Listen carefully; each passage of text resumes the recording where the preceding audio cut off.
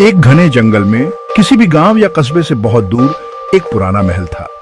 उसकी मीनारें आसमान को छूती थीं और उसकी पत्थर की दीवारें बेलों से ढकी हुई थीं। यह कोई मामूली महल नहीं था। यह एक अनदेखे जादू से झिलमिलाता था। इसकी हवा में ही जादू घुला हुआ था। इस महल में एक डरावना जानवर रहता था। वो बहुत बड़ा और ताकतवर था। उसके नाखून बहुत तेज थे और उसकी दहाड़ गूंजती थी। एक शाप की वजह से वो दुनिया से अपना असली रूप छुपाने को मजबूर था।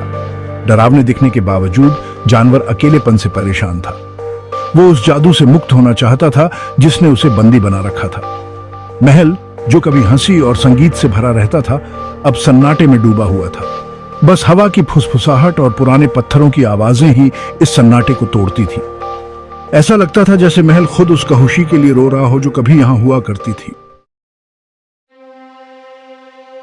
जानवर का यह रूप उस शाप की याद दिलाता था जिसने उसे जकड़ रखा था। वो कभी एक सुंदर राजकुमार था जिसे उसकी प्रजा प्यार करती थी, लेकिन उसके घमंड और क्रूरता ने एक जादूगरनी को क्रोधित कर दिया था। उसने उसे एक जानवर में बदल दिया था, उसके रूप को बिगाड़कर और उसे गुस्से से भर दिया था। यह श्राप तभी टूट सकता था जब वो प्यार करना सीखता और कोई उससे सच्चा प्यार करता। लेकिन एक जानवर से कौन प्यार कर सकता था? साल दशकों में बदल गए और जानवर की उम्मीद कम होती गई। वो अपने महल के हॉल में घूमता रहा, अपनी ही कड़वाहट का कैदी। जादुई गुलाब, जो श्राप का प्रतीक था, अपनी पंखुड़ियां बहाता रहा, जो उसके पास बचे हुए समय को दर्शाता था। उसने खुद को अकेलेपन में जीने के लिए तैयार कर लिया था। उसे यकीन हो गया था कि कोई भी उससे इस रूप में प्यार नहीं कर सकता। निराशा उसका हमेशा का साथी बन गई, जो उसके दिल के खाली कमरों में गूंजती रहती थी। एक तूफानी रात ब्यूटी नाम की एक खूबसूरत युवती उस महल में भटक गई। वो अपने पिता से बिछड़ गई थी, जो एक अजीब आविष्कारक थे, और वो एक सुरक्षित जगह की तलाश में बेताब थी। ब्यूटी वैसी नहीं थी जैसी जानवर पहले कभी किसी से मिला था। वो दयालु, बुद्धिमान और दयावान थी। उसने उसके डरावने रूप से परे देखा और उस दर्द को पहचाना जो उसके भीतर था। अपने डर के बावजूद ब्यूटी अपने पिता को बचाने के लिए महल में कैद रही। जानवर उसकी आत्मा पर मोहित हो गया। उसने उसे अपने भव्य घर में एक कमरा दिया। उसने उसके साथ एक अजीब सी कठोरता और शिष्टाचार के साथ पेश आया। इस बात को लेकर अनिश्चित था कि इस अप्रत्याशित मोड़ को कैसे संभाला जाए। महल, जो कभी खामोश रहता था, अब ब्यूटी की उपस्थिति की मधुर आवाजों से गूंज रहा था। वो अपने साथ किताबों और कहानियों के प्रति प्यार लाई थी, जिसने भव्य हॉल को जीवन की एक ऐसी भावना से भर दिया जो लंबे समय से गायब थी। जैसे जैसे दिन हफ्तों में बदलते गए, जानवर ने खुद को ब्यूटी की गर्मजोशी और दयालुता की ओर खींचता पाया। उसने अपनी लाइब्रेरी उसके साथ शेयर की, साहित्य और महल की दीवारों से परे की दुनिया के बारे में उनकी बातचीत में खुशी महसूस की। ब्यूटी बदले में उस आदमी की झलक देखने लगी जो जानवर कभी था। उसने उसका अकेलापन, उसकी निराशा और मोचन की उसकी लालसा को देखा। जानवर के दिल में उम्मीद की एक किरण जग गई। क्या यही वो प्यार हो सकता है जिसके बारे में जादूगरनी ने बात की थी? उसने खुद को उनके मिलने का इंतजार करते हुए पाया, उसकी हंसी सुनने और उसकी मुस्कान देखने के लिए उत्सुक। जानवर ने अपनी शक्ल सूरत का भी ख्याल रखना शुरू कर दिया, इस उम्मीद में कि वो उसकी नजरों में कम डरावना लगे। एक अनंत काल के बाद पहली बार जानवर ने सपने देखने की हिम्मत की कि शायद यह श्राप टूट सकता है।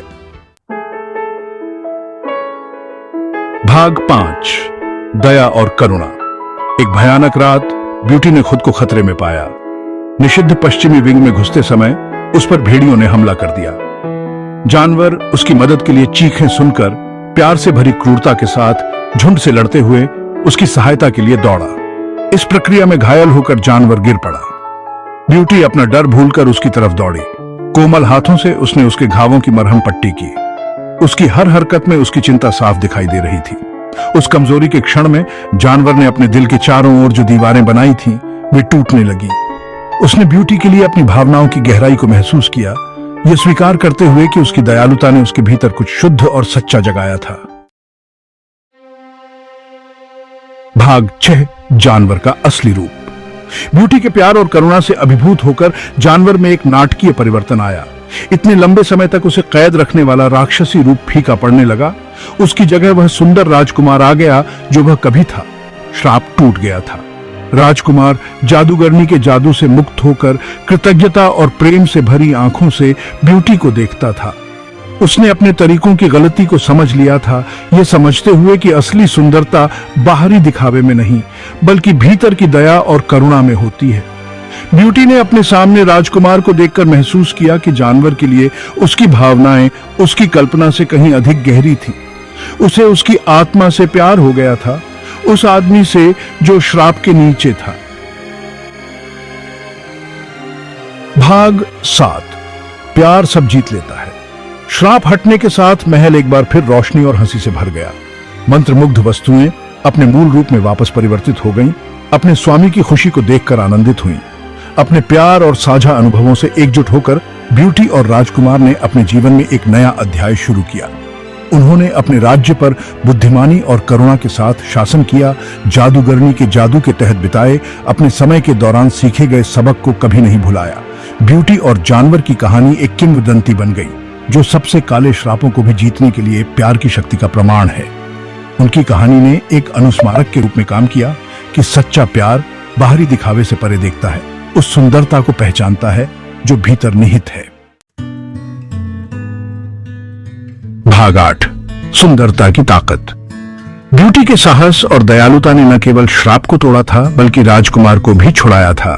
उसने उसे प्यार का सही अर्थ सिखाया था, उसे नम्रता और करुणा के महत्व की याद दिलाई थी।